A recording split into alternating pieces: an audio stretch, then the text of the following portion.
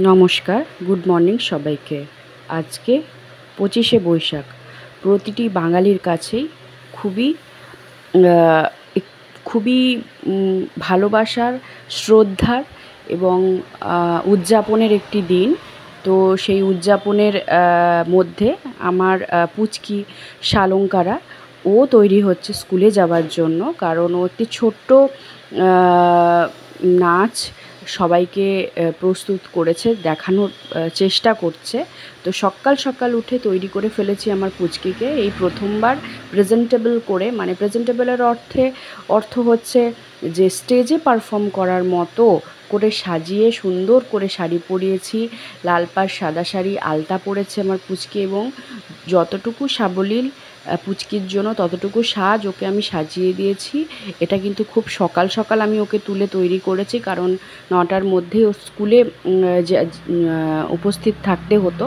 তো চটপট তৈরি হয়ে গেছে শালঙ্কারা। এই যে ওর ফুল লুকটা হচ্ছে এটাই।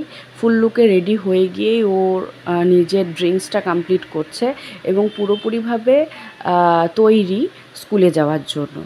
এবং ওর সাজটা আমি ভালো করে দেখিয়ে দিই। ও খুবই এক্সাইটেড ছিল, বহু দিন ধরে একটু একটু করে তৈরি হচ্ছিল।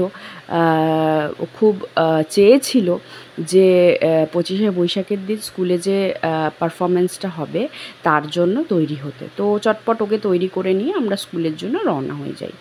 এই বেরিয়ে পড়েছি বাড়ির থেকে, ওকে ফুললি রেডি করিয়ে নিয়ে তাড়াতাড়ি গাড়ি করে ওকে পৌঁছে দেবো ওর স্কুলে।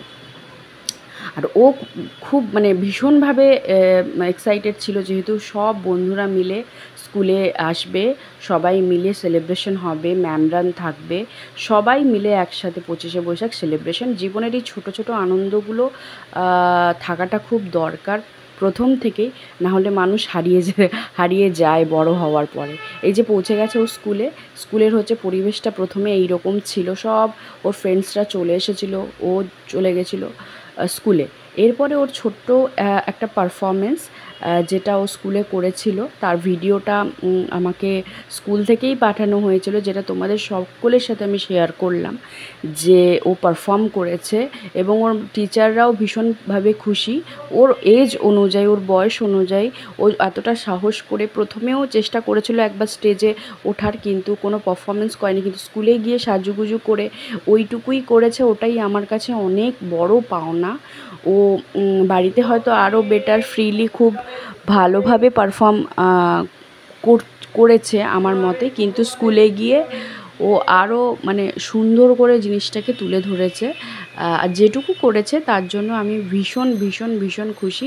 আমি ভাবতে পারিনি এতজনের সামনে এত সুন্দর করে ও পারফর্ম করবে। ভেবেছিলাম সাজিয়ে তো দিয়েছি, কিন্তু আদপে গিয়ে সবার সামনে করে উঠতে পারবে কি না, কিন্তু ও যে করেছে, যেটুকু করেছে, আমি ভীষণভাবেই খুশি। সেটাই আমি তোমাদের সবার সাথে শেয়ার করলাম।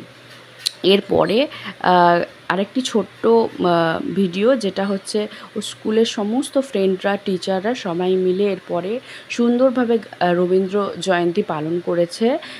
তোমরা দেখতে পাচ্ছ প্রচুর বাচ্চারা রয়েছে এবং তারা নিজেদের মধ্যে খুব সুন্দর করে পারফর্ম করে সবাই কিছু না কিছু পারফর্ম করেছে, দেন সেলিব্রেট করেছে রবীন্দ্র জয়ন্তী। তারপরে ও বেরিয়ে এসেছে, আমি তো দাঁড়িয়েই ছিলাম, ওর জন্য ওয়েট করছিলাম যে কখন বেরিয়ে আসবে। এবার বেরিয়ে আসার পরেও ওর বাড়ি যাব না, চলে গেল অন্য রুমে, যেখানে খেলার একটা স্লিপার ছিল, যেখানে ওই শাড়ি পরেই উঠে পড়েছিল। ও প্রতিবারে ছুটি হয়ে যাওয়ার পরে ওই স্লিপারে করে একবার না চড়লে ওর মন ভরে না, তাই ও স্লিপারটায় চড়ে উঠে আবার ওখান থেকে নেমে এরপরে বেরিয়ে এসেছি আমরা বাড়ি যাওয়ার অর্থে। তবুও পোজ দেওয়াটা ওর কিছুতেই কম হচ্ছিল না। তাই তোমাদের সবাইকেও রবীন্দ্র জয়ন্তীর অনেক অনেক শুভেচ্ছা জানিয়ে